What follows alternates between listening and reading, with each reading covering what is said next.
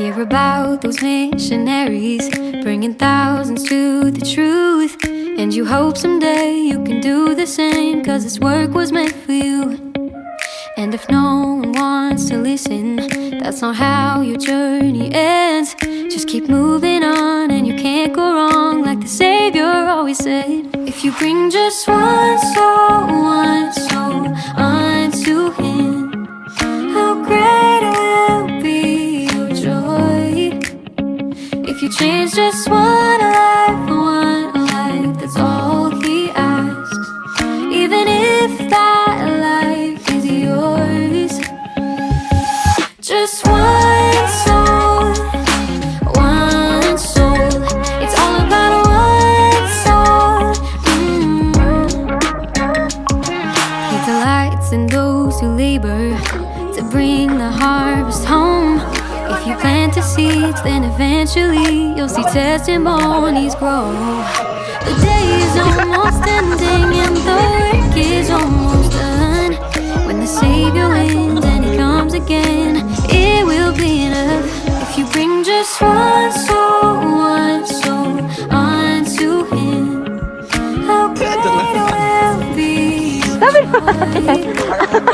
If you change just one life, that's all He asks. 3 jump shot. Even if that life is yours, just Hello, ma'am.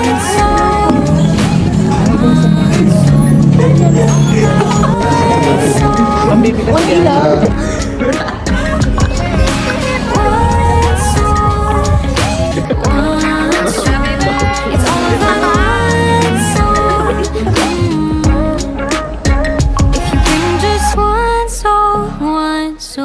Unto Him, how great will be your joy.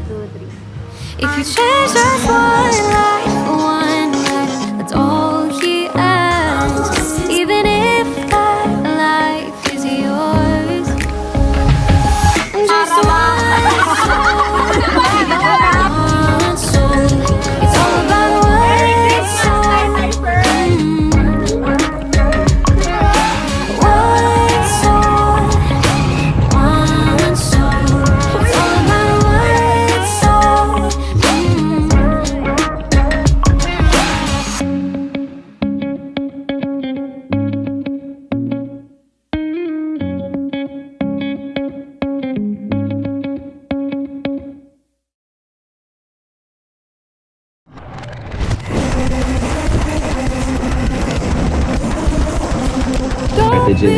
What does it mean to represent Jesus Christ? Jesus Christ is my Savior and my Redeemer. And whenever I feel lonely, I just look at the Christ and everything feels light. Oh, you're not alone.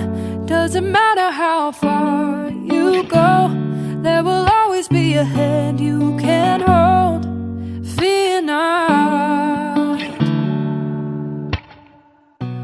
Hi Jill, first of all, we're so very proud in everything you do.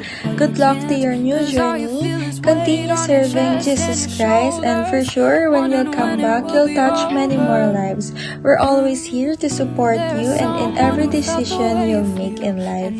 Good luck and goodbye. Love you. Hi Dudes, alam ko excited ka na sa mission mo. So, gusto ko lang sabihin sa'yo na mag-iingat ka, be wise as always. Alam ko kaya mo maging independent since gumagala ka mag-isa na hindi ka nagpapaalam kay Ate Neri kung saan ka pupunta. Mamimiss ka namin. Mamimiss ka na pamilya mo, na kaibigan mo. At alam ko mamimiss mo din sila. Pati yung pagkain, yung galang, ganun-ganun, etc. And, ayun. Sana magtagal ka doon, baka may 1 month palang bumalik ka na. And sana pagbalik mo may matutunan ka, di ba? Baka mamaya, imbes na, wala lang. Ayun lang. So mag-iingat ka. Love you. Hi Julian, since wala pa akong ligo, mag-filter na lang muna tayo ng bongga. As your ninang, I'm very proud of you for choosing to serve God and for being brave enough to stand on your own even away from home. I know it's not gonna be easy, but I know you're doing great. just keep being you.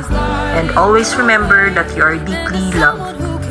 Mamimiss ka na lahat, lalo na ni mama mo, yung presence mo, and syempre yung humor mo dahil madalas mo siyang napapatawa.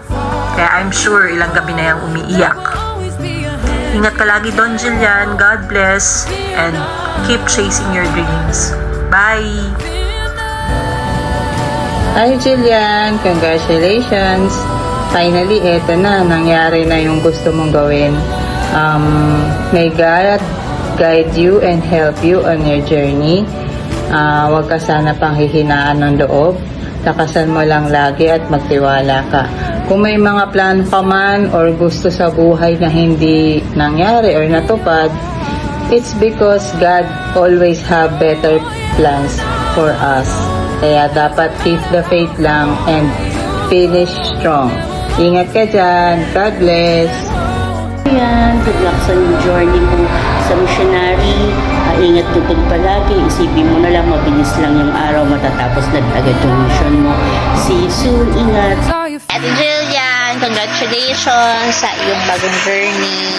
Alam kong mas lalo kang i-bless ni Lord dahil inuuna mo siya palagi. Lalo na ngayon sa mission mo, mas lalong magigitan na ang relationship mo sa Kanya, sa ibang tao, at sa mission mo. Mag-enjoy ka lang habang nag-serve sa Kanya. God bless you always. So, super proud si Ninang sa'yo for what you become. Thank you. Ate Jillian, thank you for always being there when I need you. Thank you for helping me edit my videos to school. Good luck on your journey and see you soon. God bless you. Bye! Don't be afraid. There's a star that's always lighting the way, and there's someone who can ease all the pain in your heart.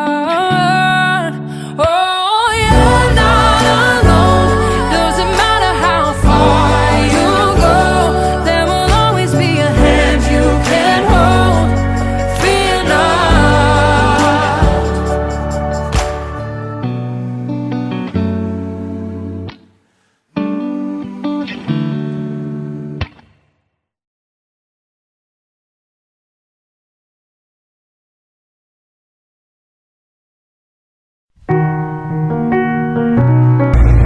Hello, Tay First Word. Kumusta kayo dyan?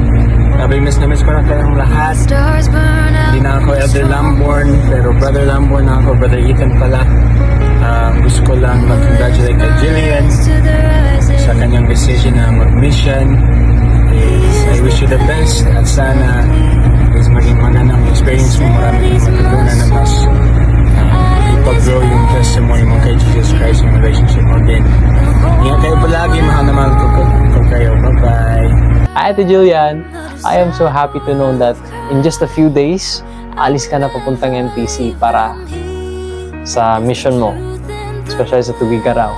And I know very much that you are called there for a specific purpose. There are many souls that are waiting for you in that specific area. Hindi yung mga kaluluwa sa sementeryo, ha?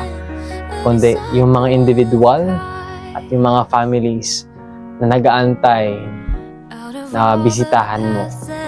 Ganun din may share mo yung gospel of Jesus Christ sa kanila. I know that you will change their lives through sa example na ipapakita mo sa kanila. Ganun din man sa kindness at sa love na inyong ipaparamdam sa kanila. Ganun din man, I know na yung message na may bibigay ko sa'yo ngayon, magbibigay ito ng tulong sa'yo. So, I will just give you 3 things or 3 principles. Unang-una, the mission won't be easy, nor the mission won't be impossible. Nasa gitna siya. Yung mission, mahirap siya. Hindi siya madali, pero hindi rin siya imposible. Alam ko na ang work na ito is gawain siya ng Diyos. And you are entitled sa tulong ng Diyos. Pangalawa, keep your feet on the ground. Sa madaling sabi, maging humble ka. Patuloy kang maging humble at maging teachable. And I know na kung patuloy mo ito gagawin, yung Diyos is, if favor ka niya, Ganon din ang pangatlo, even when it's hard, press forward. Huwag kang uwi. Patuloy lang. Kasi I know in the mission, you will face not only the happy times, you will also face the hard times. Pero I hope that despite the hard times that you will face, you will choose to stay. You will choose to serve. And I know that during those hard times and happy times, those moments will help you to be more like Jesus Christ, to be a more effective missionary. And I can't wait to be part of your emails. I can't wait to hear yung mga miracles na gusto mong i-share, yung mga struggles, regarding sa companion, sa pagkain, sa pag-adjust. Basically, I can't wait na maranasan mo ang mga bagay na ito. And your mission is not about you. Rather, it is about the people that you will meet and that you will bless. So, Sir Jillian, good luck on your mission and God bless.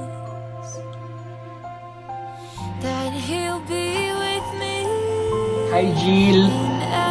Congrats and good luck sa mission mo. And I know na si Heavenly Father Jesus Christ ay sobrang masaya sila and proud na proud sila sa'yo for having a desire to go on a mission. And I know na you will become a great missionary. Always be faithful and obedient to the Lord and also to your mission president. Siya yung mag-guide sa'yo sa buong missionary experience mo. So, always follow him and yung revelations na tatanggap mo. So, ayun lang. Good luck ulit sa mission mo. Always do your best and let the hands of the Lord do the rest of the work. So, ayun lang. Ingat. Hi, Sister Anquilio. Hindi ko po alam kung naalala niyo pa po ako. Pero, gusto ko lang po kayong i-congratulate, no? Dahil isa po kayo sa tinawag ng Diyos na maging kasangkapan sa gawain niya dito sa mundo. Sister Anquilio, alam ko po na missionary work is so demanding, no? Because salvation is not a cheap experience, sabi pa nga nila. Pero Sister Anquilio, alam ko po, yung masasabi ko lang, always set a goal, no? And ito yung magiging guide mo para maging easy yung gawain mo bilang misyonero. Yung naalala ko lang yung sinabi ni Elder Fantone sa isang training sa ACE, sabi niya, our goal will not always be winning but always be willing. So Sister Ronquillo, always be willing sa goal na meron ka. And I know that yung goal na meron ka, ma-achieve mo siya. No? Hindi man kaagad-agad or minsan kaagad, pero hindi man right away makuha mo yung goal na meron ka. Pero I know the Lord will help you and will bless you to make your work more easier and faster. So I know that Heavenly Father and Jesus Christ loves you, and I know that Heavenly Father and Jesus Christ indeed hastening His work.